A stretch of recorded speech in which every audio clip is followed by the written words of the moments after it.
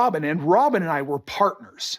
Robyn and I partner with each other. Robyn and I partner with each other in raising our children. So I said to Robyn, hey, partner, we're buying a house because my job is to roof your children. Janelle was just very, very comfortable renting, but she only has one child at home. And so she can keep renting.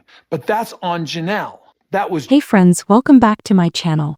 It's Thursday, February 13th, 2025.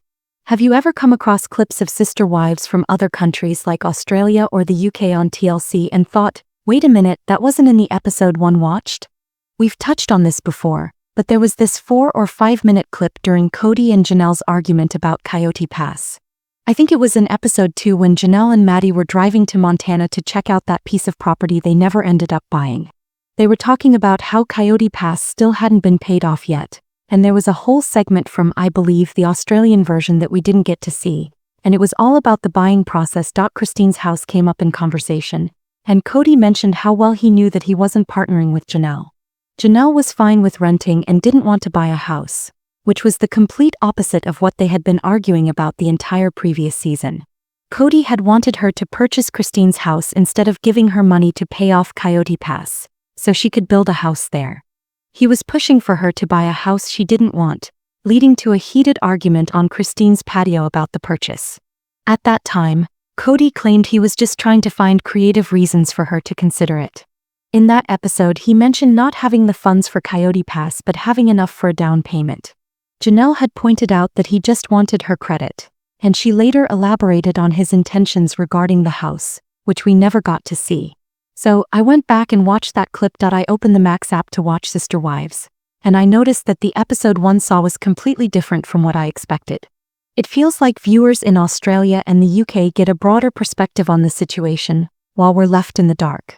It's almost as if the crucial information that could help us understand is being withheld on purpose.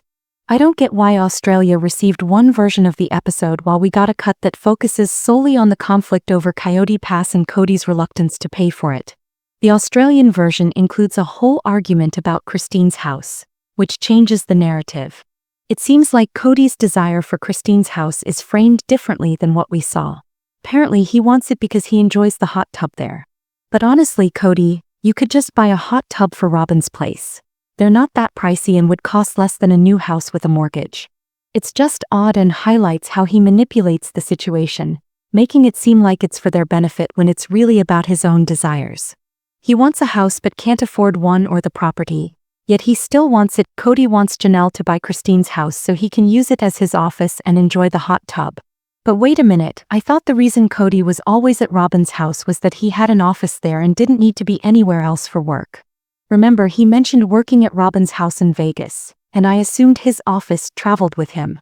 If you could see me using air quotes, you'd notice I'm skeptical about the whole office idea because we all know Kody doesn't really work.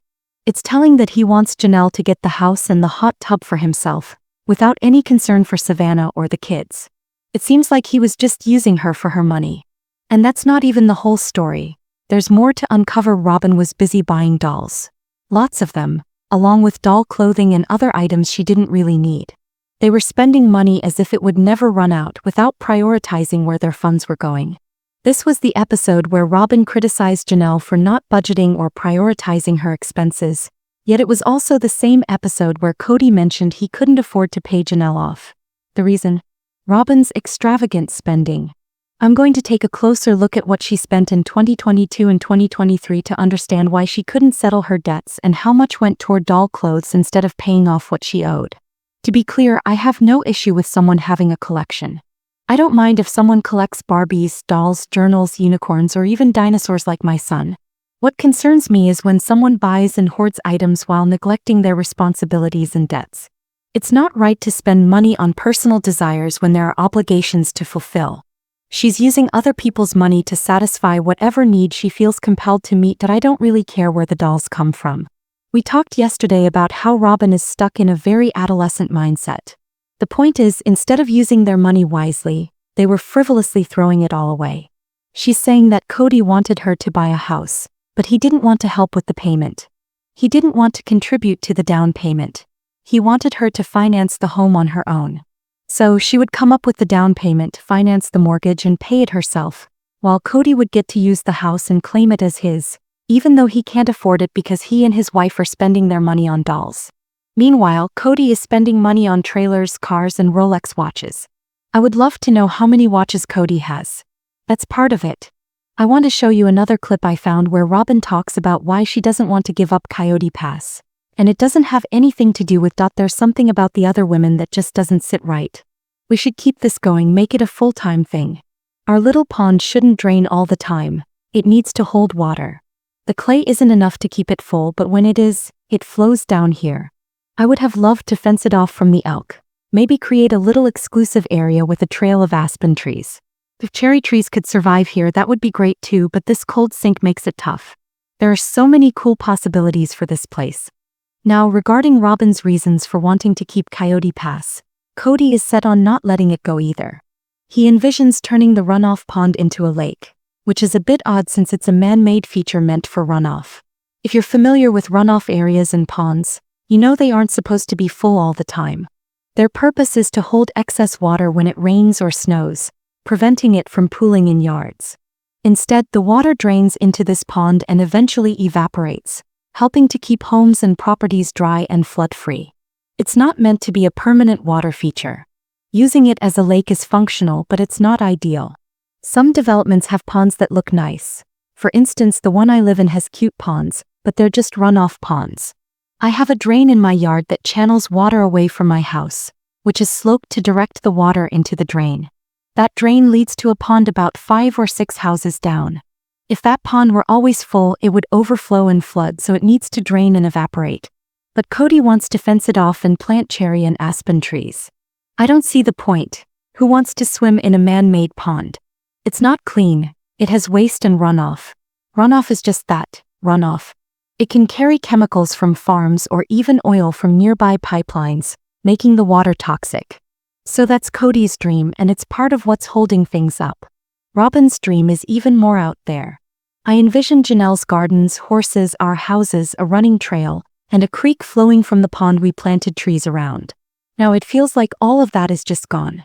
I always imagined this idea of the Brown family grandparents' ranch. There were plenty of animals, and it was big, beautiful, grand, and wonderful. Something that our kids and grandkids would absolutely love.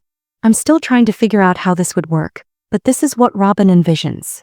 Everyone having a house on 14 acres. Picture this. Each house in this subdivision has to sit on at least 2 acres. That accounts for 8 acres right there. Robyn imagines a ranch on the remaining 6 acres for a variety of animals and horses. A quick search will show that one horse needs about 1 to 2 acres of pasture to thrive, and in a drier climate like theirs, it's closer to 2 acres. So with 6 acres left, they could potentially have 3 horses at most. But what about the other animals, Robyn? Is this going to be a rundown ranch? This isn't a 1,700-acre ranch like the one Kody's father inherited in Wyoming through BLM purchases and other means. They have 1,740 acres there with mostly cattle and horses, and it's very dry. Robyn seems to want to replicate what they have in places like Powell or wherever they're from. If you've ever seen aerial photos of that area, it looks quite run down. The trailers are in very rough shape and the homes are quite dilapidated. The people living on this ranch are struggling with poverty. Ben Brown, who grew up there, has spoken about the terrible living conditions on the ranch, noting that the show never accurately depicted what the homes really looked like. Robyn liked the idea of this ranch, which spans 1,700 acres, but she seems to envision it on just 15 acres. While it's possible to have cows and horses on smaller plots, the pastures need to be good with the right kind of vegetation that can thrive there. A diverse mix of plants is essential. In my area, we have horse ranches with vast, lush fields for the horses. In contrast, Coyote Pass is dry, almost clay-like, and the dirt is not conducive to supporting many horses. Given the lack of rain, it would likely be challenging for a large number of horses to survive and thrive there. Additionally, if you're considering adding other animals like pigs or cows, keep in mind that cows require even more pasture. Horses too are quite costly to care for. It's important to think about what you plan to do with the horses. Are they for show work or just for riding? Or are you looking for a luxury horse, similar to your luxury dolls? A lot of times on farms, horses are used instead of tractors for various tasks. They can pull things and are also great for traveling around the property. If you don't want to drive a car, you can ride a horse to get to different parts of the pasture. I live near ranches that have show horses which compete in rodeos and other events.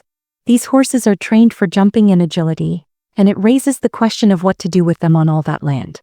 Then there's the issue of putting horses on property that supposedly has the bubonic plague. Robyn seems to have some wild fantasies, and she criticizes Janelle for not managing her money well. Kody wanted to buy a house for Janelle, but Robyn wants to keep Coyote Pass for her own ranch, which she envisions as 6 acres. Even if they only build one house on 2 acres, that still leaves them with 12 acres for the ranch. However, she won't get the large ranch she dreams of. It's like comparing 1,700 acres to just 12 or 15. Kody and Robyn have these wild dreams where they spend their money without a second thought, and then they wonder why everything falls apart. Janelle mentioned that her relationship crumbled when she started to see how Kody and Robyn were handling the finances. Her kids got really upset when they realized what was going on, and eventually, they all left because they felt exploited by the show while Kody and Robyn were enjoying the perks. If you found out your dad was doing this, not paying for your college, and you weren't seeing any money from the show, how would you react? I'd love to hear your thoughts in the comments below. Don't forget to give this video a thumbs up, subscribe to my channel if you haven't already, and click the bell so you never miss an update. Thanks for watching, everyone.